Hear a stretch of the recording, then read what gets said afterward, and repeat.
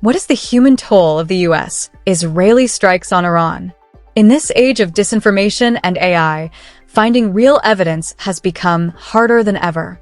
But this footage appears genuine. A chilling drive through Azadi Square, one of Tehran's most iconic landmarks. The aftermath of the attack is devastating. A shaken man is told to sit down, overwhelmed by the shock of the explosion. Another desperate man searches for his wife and child, somewhere along the damaged road. Nearby, a frantic rescue team shouts for help. A lifeless body is trapped inside a destroyed car. "Bring a bag," someone says. Thick plumes of smoke roll across the skyline, darkening the city. According to Iranian authorities, more than 1,000 Iranians have been killed, including 160 victims at a girls' school believed to be near a Revolutionary Guard base. And the biggest question still remains: what is this war really for? For now, Donald Trump insists this is a defensive war. We were having negotiations with these lunatics, and it was my opinion that they were going to attack first. They were going to attack. If we didn't do it, I didn't want that to happen. So if anything, I might have forced Israel's hand. For decades, Israel and Iran have stood as bitter enemies in the Middle East. Now that long rivalry has erupted into open war. As sirens screamed across Jerusalem, incoming Iranian missiles were intercepted in the sky. But this conflict threatens something far bigger. The entire Middle East, a region already balanced on a dangerous edge, could collapse into a massive regional war. Israel has already launched retaliatory strikes against Iranian-backed Hezbollah. According to the Lebanese Health Ministry, an Israeli strike south of Beirut killed 6 people and injured 8 others in nearby towns. Meanwhile, Israeli Prime Minister Benjamin Netanyahu has issued a stark warning. More attacks are coming. We continue to strike Iran with force. Our pilots are over the skies of Iran and Tehran, as well as over the skies of Lebanon. Hezbollah made a very grave mistake when it attacked us. We have already responded forcefully, and we will respond with even greater and additional force. And the war is spreading fast. A powerful ballistic missile launched from Iran toward Turkey, a NATO member, was shot down over the eastern Mediterranean. Across Tehran, more explosions shook the city. Israel claims it has also destroyed an Iranian fighter jet. 5 people were killed in Isfahan province. In Lebanon, 6 more victims died after an Israeli strike hit Baalbek. The Israeli army says its forces have pushed further north, reaching the town of Qam. But the conflict is no longer limited to a few borders. In Dubai, a suspected Iranian drone strike occurred near the U.S. consulate. In Qatar, an Iranian missile struck the U.S. Al Udeid Air Base. In Kuwait City, tragedy struck when an 11-year-old girl was killed by falling debris. In Diyala, Iraq, a drone targeted the headquarters of an Iranian Kurdish opposition group. Meanwhile, suspected Iranian drones attacked U.S. military bases near Baghdad Airport and Erbil. Far away, off the coast of Sri Lanka, an Iranian warship was destroyed by a U.S. submarine, leaving more than 100 sailors feared missing. Now the global impact is being felt. Shipping through the Strait of Hormuz has nearly stopped. Energy prices are skyrocketing. The global economy is facing a dangerous uncertainty. For America's allies, this war has become a massive economic and diplomatic crisis. Greek warships now patrol the Mediterranean Sea. The United Kingdom has deployed HMS Dragon to Cyprus after RAF Akrotiri was targeted by an Iranian drone. But Donald Trump has criticized the UK government for refusing to support the initial attack. Many British officials still question whether this war is legal. And Spanish Prime Minister Pedro Sánchez warned the world that Trump may be playing Russian roulette with the lives of millions. The powers involved in this conflict must immediately cease hostilities and commit to dialogue and diplomacy. And the rest of us must act consistently, defending now the same values that we defend when we talk about Ukraine, Gaza, Venezuela or Greenland. Because the question is not whether or not we're in favour of the Ayatollahs. No one is. Certainly not the Spanish people, and of course not the Spanish government either. The question, rather, is whether or not we're on the side of international law, and therefore of peace. Despite relentless bombings by the United States and Israel, The Iranian government appears to maintain tight control over its internal security. While launching regional strikes, the leadership in Tehran has also issued harsh warnings to anyone inside the country who might consider starting a rebellion. And have begun war. If anyone, through words or actions that align with the wishes of this criminal enemy, the United States and the Zionist regime, acts accordingly, they will be regarded as standing on the enemy's side. They must be dealt with according to revolutionary and Islamic principles applicable during wartime. And what about regime change, once mentioned by Donald Trump as a key goal of the war?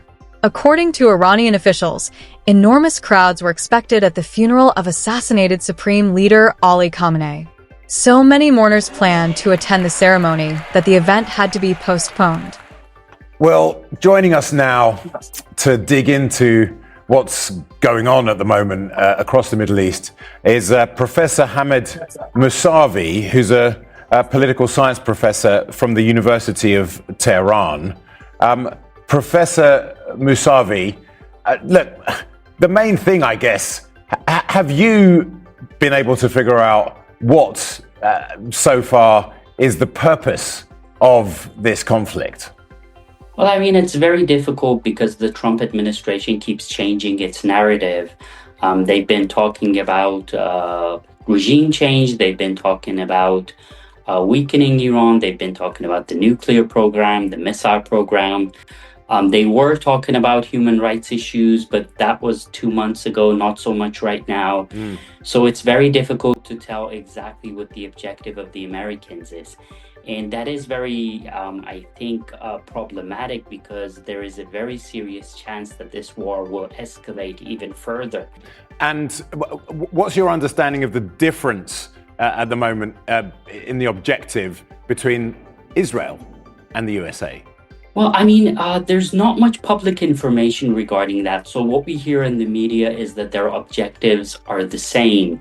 Nevertheless, I think the Americans seem to be primarily concerned about weakening Iran so that it's not a threat to the Americans, whereas the Israelis, for a very long time, they've been after regime change.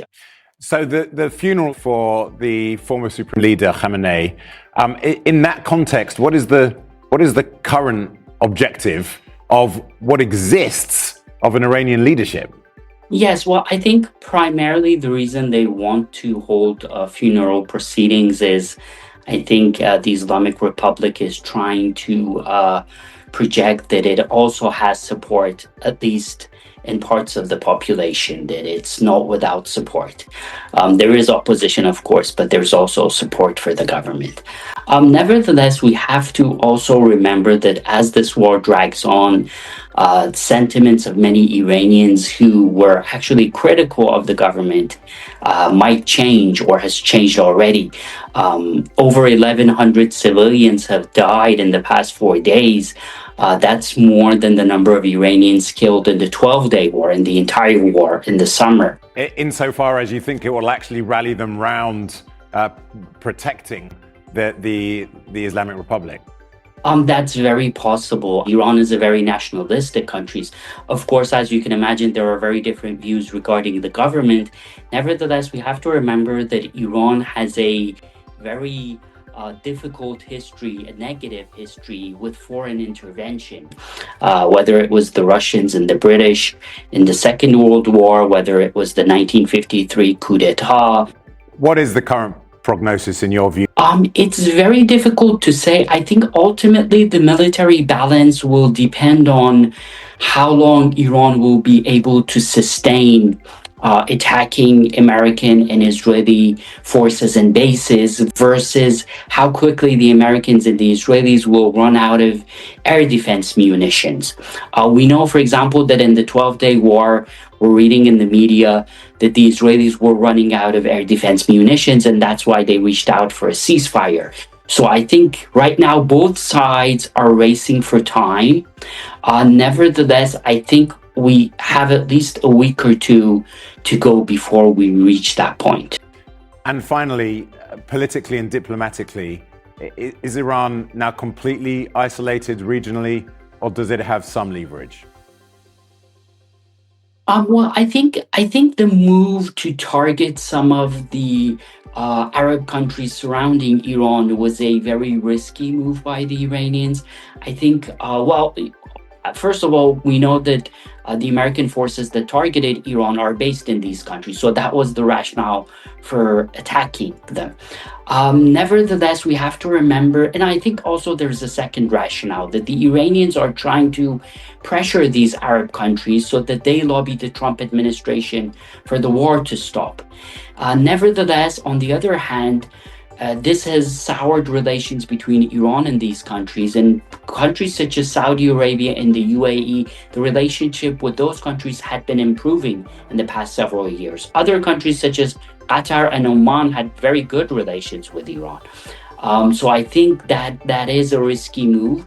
And when the war ends, that's going to sour the relationship between these countries.